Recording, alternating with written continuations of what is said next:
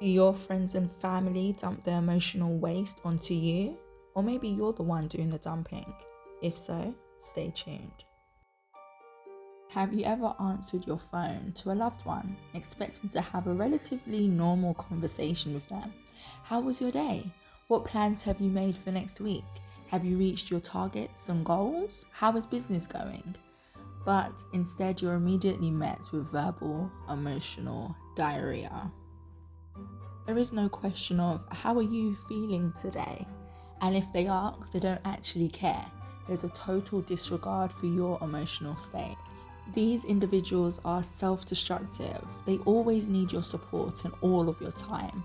But the crazy and toxic part is that no matter how much you try to help them, they do not want to change. They love stewing in their crap and they want you to be a part of it. For whatever reason, they feel that you are always the perfect candidate for their outpour. They believe that you can handle it. You're a tough cookie. Life never happens to you. And even when it does, you deal with it like Muhammad Ali.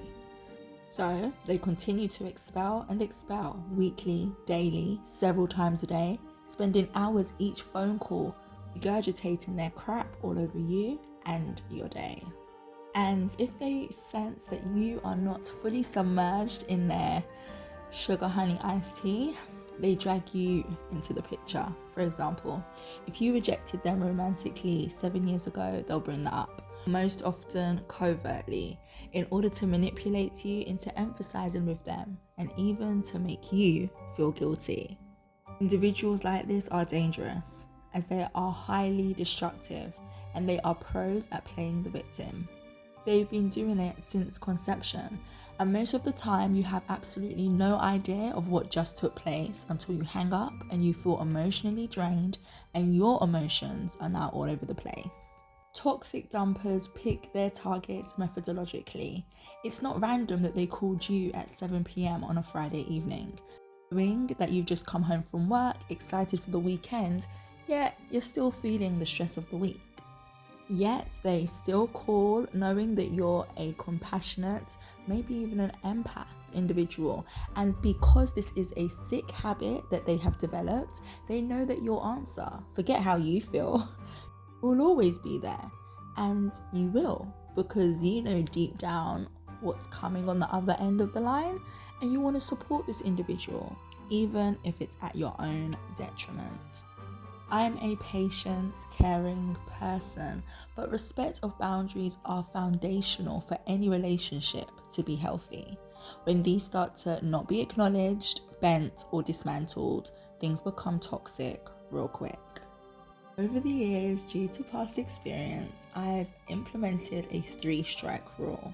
For some, they don't even have that. It's 1 strike and you're out. And for others, it's 10. You have to do what's most comfortable for you.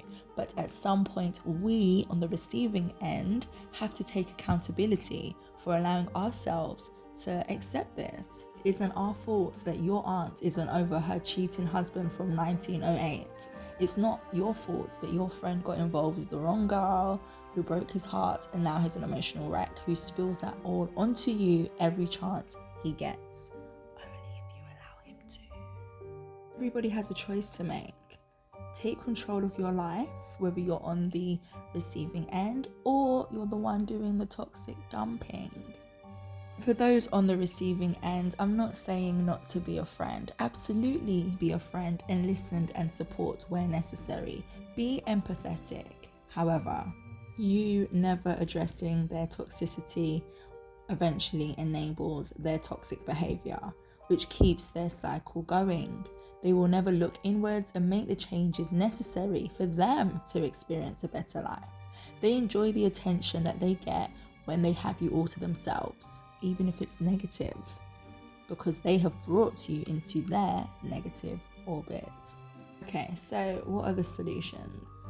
Firstly, I would suggest expressing how their actions make you feel. If they do not take the necessary steps to change, then you have to protect your peace. And that might mean leaving the relationship, sometimes temporarily, other times indefinitely. Toxic people can seriously damage your life. You must identify them swiftly and eradicate them even quicker. It's okay to cut people out of your life. If something is taking more than it gives, bye-bye.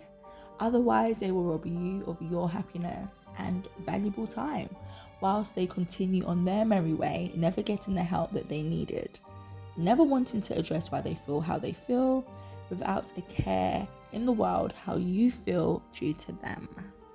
One of the most important factors for being happy in life is to surround yourself with like-minded, positive people and stay away from the opposite at all costs. I promise you, once you cut these individuals off, you will see your life transform and blossom into greatness. As always, thank you so much for listening. You gotta do what you gotta do. We have one life, potentially. Live it limitlessly, and if anything threatens that, remove it and keep on smiling.